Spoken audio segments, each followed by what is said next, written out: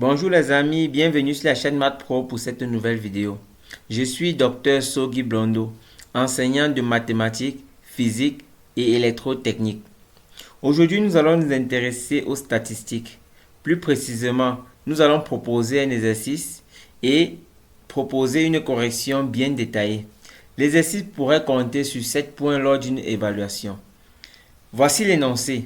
Soit la série relative aux notes obtenues sur 30 par les étudiants d'agronomie en pratique agricole.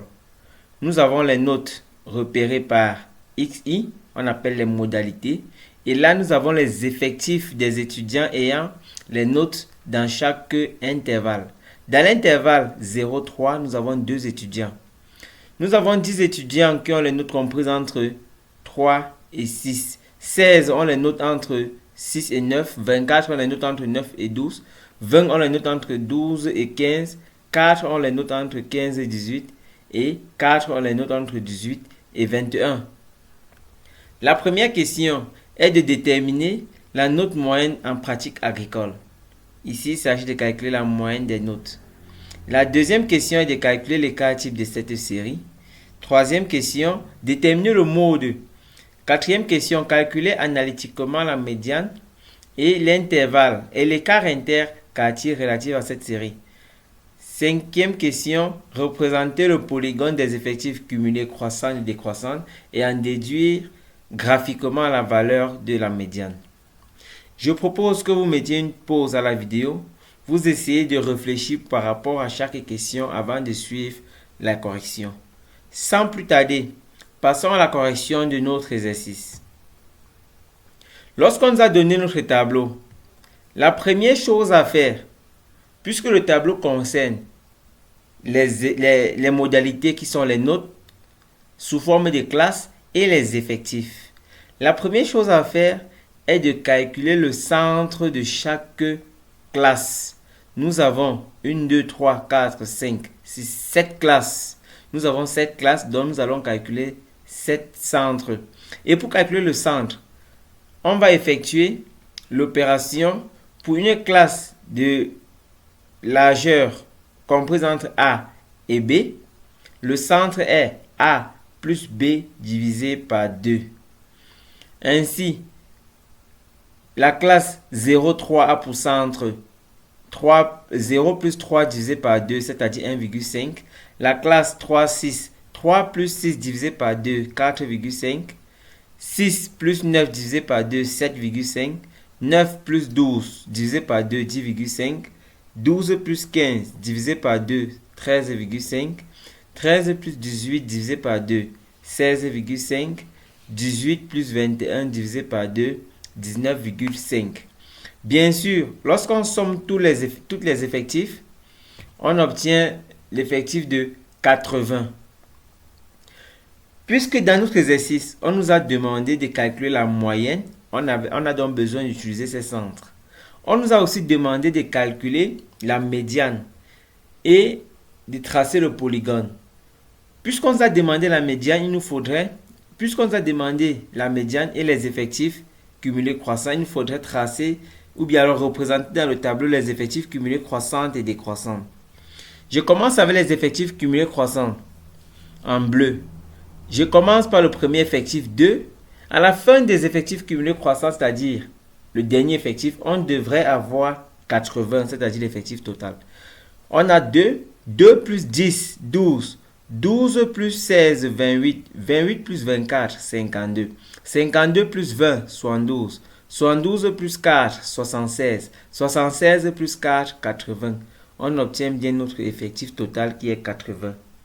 Pour les effectifs cumulés décroissantes, on va plutôt commencer à 80 et faire une soustraction des effectifs. 80, 80 moins 2, 78, 78 moins 10, 68, 68 moins 16, 52, 52 moins 24, 28, 28 moins 20, 8, 8 moins 4, 4. Voilà le tableau des effectifs cumulés, croissantes et décroissantes. Cependant, ce tableau est sous forme de classe puisque les modalités sont encore en classe. Ce que je conseille lorsque vous avez un exercice où il va falloir déterminer la médiane et tracer les polygones, ou alors déterminer aussi l'intervalle interquartile, je propose toujours aux étudiants de déclassifier le tableau. Déclassifier le tableau signifie représenter le tableau, mais plutôt en modalité individuelle. C'est-à-dire les notes doivent aller de 0 à 21, mais plus sous forme de classe. Le tableau déclassifié est le suivant. Ici, nous avons les notes déjà qui partent de 0 à 21, c'est-à-dire on a 0, 3, 6, 9, 12, 15, 18 et 21. Voici ces notes.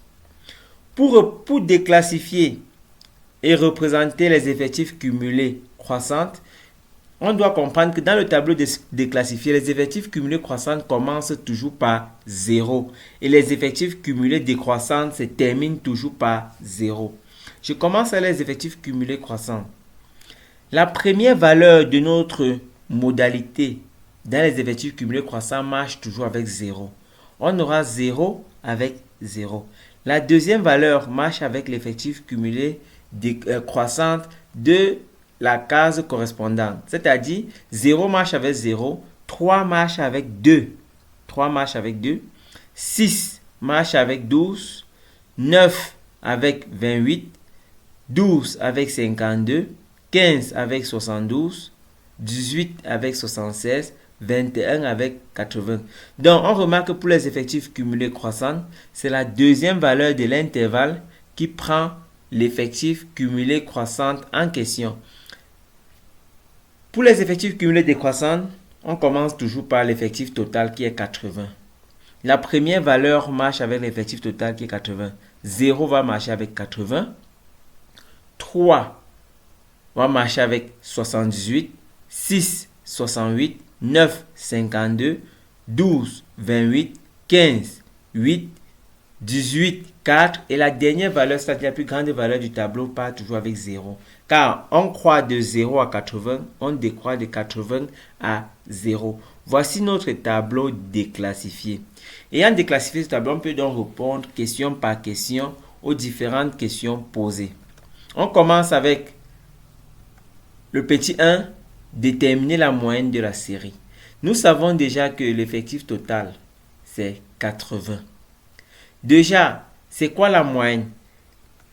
Lorsqu'on prend notre série, on représente les modalités et les effectifs. Les effectifs ici, nous avons représenté les effectifs sur l'axe des abscisses et les modalités sur l'axe des ordonnées. Ceci représente un nuage de points. Donc, les modalités ici, nous avons considéré les centres. Par exemple, ce premier point, c'est le centre 1,5 comme c'est le centre d'effectif 2 et de modalité 1,5.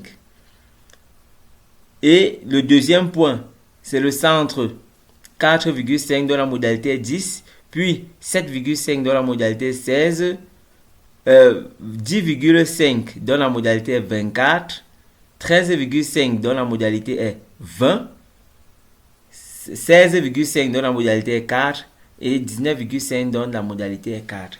La moyenne, en fait, c'est la moyenne de ces points. Calculer la moyenne revient à trouver le point moyen, c'est-à-dire c'est comme une droite horizontale dont nous allons tracer qui va matérialiser la moyenne générale de ces notes. Pour calculer cette moyenne générale, on utilise la formule X bar, c'est égal à la somme des NI/CI sur grand N, où NI est l'effectif de chaque classe et CI est le centre de chaque classe. N est l'effectif total. En faisant cette opération, on a X bar égale somme des NI XI, c'est-à-dire c'est en fait 2 fois 1,5 plus 10 fois 4,5 plus 16 fois 7,5, ainsi de suite jusqu'à 4 fois 19,5, on obtient 834 divisé par l'effectif total 80, on obtient 10,425. La moyenne donc est de 10,425. C'est pour dire la moyenne est représentée par cette barre. La moyenne des notes, c'est donc 10,425. La deuxième question, est de déterminer l'écart type. L'écart type est en fait l'écart quadratique entre la moyenne générale et les notes individuelles de chaque... Les notes, en fait, entre la moyenne générale et les différentes notes. Pour cela, pour calculer l'écart type, il doit falloir passer par la variance. Nous savons que l'écart type est la racine carrée de la variance. Nous allons d'abord calculer la variance, qui est la différence quadratique entre la moyenne et chaque note. C'est-à-dire, on fait la différence entre la moyenne x bar et cette note, x bar et cette note, ainsi de suite. Cette différence-là, élevée au carré, divisé par grand N. Bien sûr, pondéré de leur effectif. On pourrait aussi utiliser la variance. Une autre formule de la variance, somme des NICI au carré sur N moins X bar au carré. D'ailleurs, c'est la formule dont nous avons utilisé. En application numérique, on a la variance est égale. Lorsqu'on prend la somme des NICI au carré sur grand N, c'est-à-dire 2 fois 1,5 au carré plus 10 fois 4,5 au carré jusqu'à 4 fois 19,5 au carré. C'est ça qui donne la somme des NICI. C'est ça qui donne 10 008 divisé par grand N qui est 80 moins la moyenne au carré. On obtient une variance de 16,419. Sigma, qui est l'écart type, c'est la racine carrée de la variance. On obtient 4,052.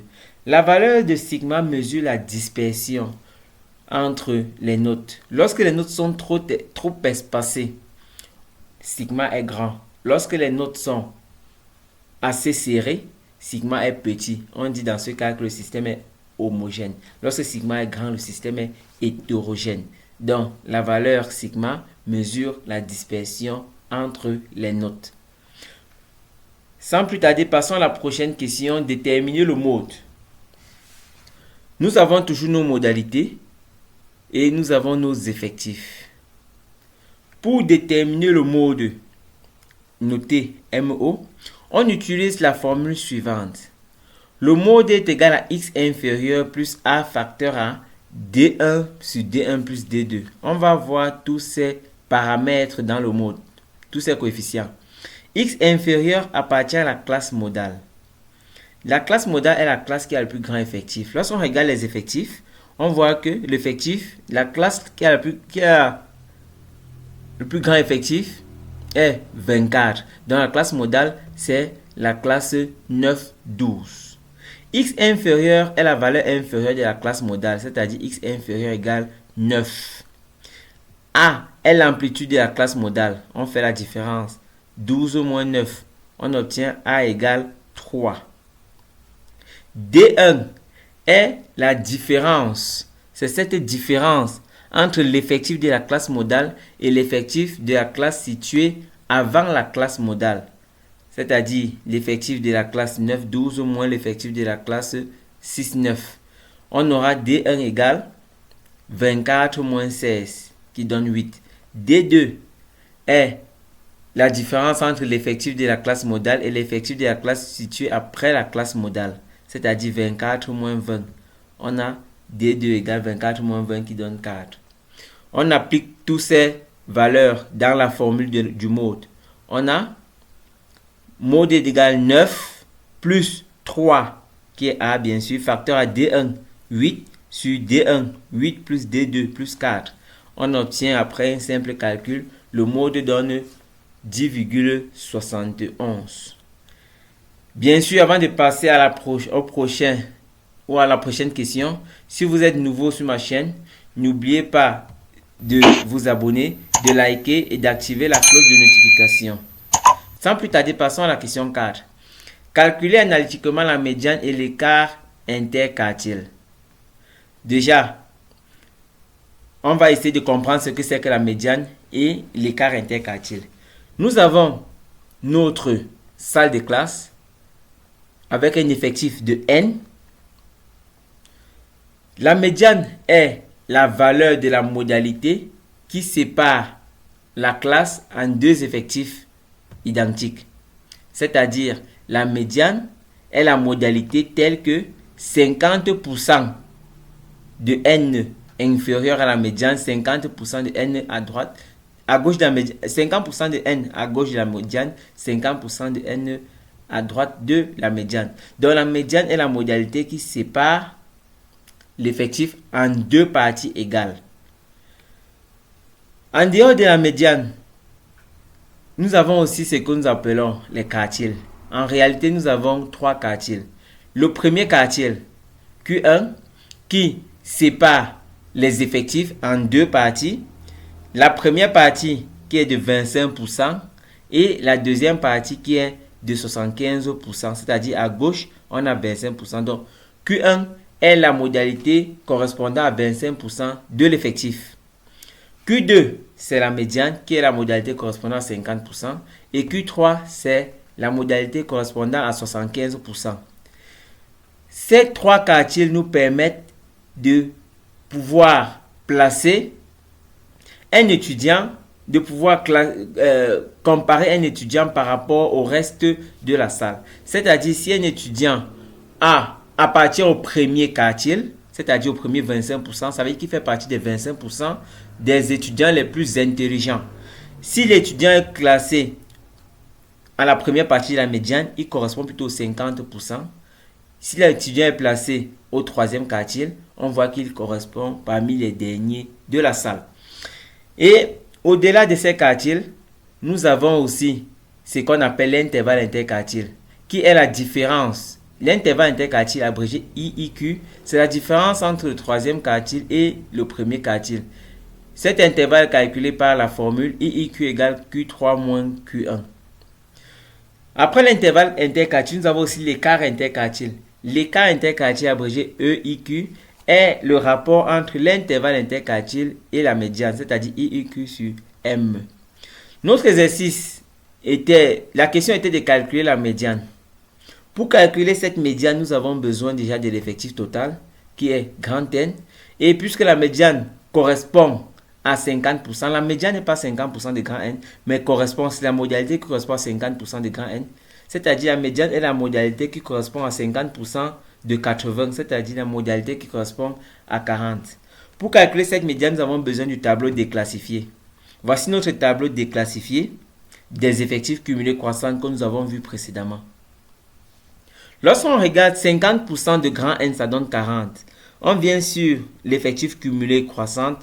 On cherche où 40 pourrait se trouver. On se rend compte que 40 va se trouver entre 28 et 52. C'est pour dire que la médiane va se situer entre 9 et 12. Donc, 40 est comprise entre 28 et 52. La médiane est comprise entre 9 et 12. On va utiliser la méthode d'interpolation linéaire pour pouvoir déterminer la médiane ou alors la méthode des tangentes. On aura 40 moins 28 sur ME moins 9 est égal à 52 moins 28 sur 12 moins 9. On sait que 40 moins 28 c'est 12. Donc 12 sur ME moins 9 est égal à 34 sur 3. Après un simple calcul, on obtient une médiane de ME égale 10,5. La prochaine question est de déterminer l'intervalle interquartile. Pour déterminer l'intervalle interquartile, nous allons d'abord déterminer les différents quartiles Q1 et Q3 puis effectuer la différence. Commençons avec le premier quartile Q1. Nous savons que l'effectif total c'est 80. Q1 correspond à 25%. Et la modalité correspond à 25% de l'effectif total. C'est-à-dire Q1 est la modalité qui correspond à 20. Nous utilisons toujours notre tableau déclassifié des effectifs cumulés croissants. Et nous cherchons où 20 pourrait se trouver. On se rend compte que 20 est compris entre 12 et 28. C'est pour dire que Q1 est compris entre 6 et 9. On aura donc 20 compris entre 12 et 28 et Q1 compris entre 6 et 9. Nous allons appliquer la même méthode que nous avons appliquée précédemment pour la médiane, c'est-à-dire utiliser l'interpolation linéaire ou alors la méthode des tangentes. On aura 20 moins 12 sur Q1 moins 6 est égal à 28 moins 12 sur 9 moins 6. 20 moins 12 c'est 8. On aura 8 sur Q1 moins 6 est égal à 16 sur 3. Après calcul, on obtient Q1 est égal à 7,5. On remarque très bien que 7,5 est compris entre 6 et 9. Donc Q1, c'est 7,5. Nous avons déterminé le premier quartile. On passe au troisième quartile. Le troisième quartile correspond bien sûr à 75% de l'effectif. Donc c'est la modalité qui correspond à 75% de l'effectif. C'est-à-dire 75% de 80, on trouve 60. Q3 est dans la modalité qui correspond à 60. On utilise toujours notre tableau déclassifié. On regarde où 60 pourrait se trouver. On se rend compte que 60 est compris entre 52 et 72. C'est-à-dire Q3 sera comprise entre 12 et 15. On écrit donc 60 est compris entre 52 et 72. Q3 est compris entre 12 et 15. En utilisant l'interpolation, pour déterminer Q3, on a 60 moins 52 sur 72 sur Q3 moins 12 est égal à 72 moins 52 sur 15 moins 12. On aura 8 sur Q3 moins 12 est égal à 20 sur 3. Ainsi, on obtient, après calcul, Q3 égale 13,2. Nous avons déjà déterminé Q1, nous avons déterminé Q3. Nous pouvons donc calculer l'intervalle interquartile. Mais avant, résumons. Nous avons trouvé la médiane. Le premier quartile, Q1 égale à 7,5. Nous avons trouvé la médiane, ME égale 10,5. Nous avons trouvé le troisième quartile, Q3 égale 13,2. N'oublions pas que la médiane, c'est un peu comme le deuxième quartile. L'intervalle interquartile abrégé IIQ est la différence entre le troisième et le premier quartile. IIQ égale à Q3 moins Q1. Après application numérique, IIQ égale à 13,5 moins 7,5. On obtient IIQ égale 6. Donc l'intervalle interquartile est de 6. L'écart interquartile est le rapport entre l'intervalle interquartile et la médiane. On aura l'écart interquartile EIQ est égal à 6 sur 10,5. On obtient 0,5428. Sans plus tarder, passons à la cinquième question, qui était de représenter le polygone des effectifs cumulés croissantes et décroissantes, puis de déterminer graphiquement la médiane. Pour cela, nous avons toujours besoin de notre tableau qui a été déclassifié. C'est pour cela que j'ai demandé qu'il est très important de déclassifier le tableau dès le départ. À partir de là, l'exercice devient très simple. Voici notre tableau, voici les effectifs cumulés croissants qui partent de 0 à 80 et les effectifs cumulés décroissants qui partent de 80 à 0. Après le tracé du graphe, on obtient cette figure. L'effectif cumulé croissant est en bleu, on voit très bien que ça croît de 0 jusqu'à 80 et décroissant part de 80 à 0. Le premier point pour l'effectif cumulé croissant, le premier point c'est 0, 0, puis 2, puis 3, 2, après 6, 12, 9, 28, 12, 52, 15, 72, 18, 76 et 21, 80. Pour l'effectif cumulé décroissant, on a ces deux points-ci, c'est-à-dire 0, 80, puis 3, 78, après 6, 68, puis 9, 52, après 12, 28, 15, 8, 18, 4 et enfin 21, 0. 21, 0. Voici ce point. La médiane est le point de rencontre entre l'effectif cumulé croissant et l'effectif cumulé décroissant. Donc c'est ce point de rencontre-ci. Ou alors l'abscisse du point de rencontre pour être plus précis. Dans la médiane, c'est cette abscisse. Si on lit, on essaie de lire, on va voir que graphiquement on trouve la médiane ME égale 10,5. Et c'est la même médiane que nous avons trouvée théoriquement. Voici un exercice que je propose que vous fassiez. Sur le même exercice, j'ai juste doublé les effectifs. À partir de là, il va falloir tirer certaines leçons au cas où les effectifs doublent. N'oubliez pas de mettre vos remarques par rapport à cet exercice en commentaire. Si cette vidéo vous a plu, n'oubliez pas de vous abonner et de liker. Merci.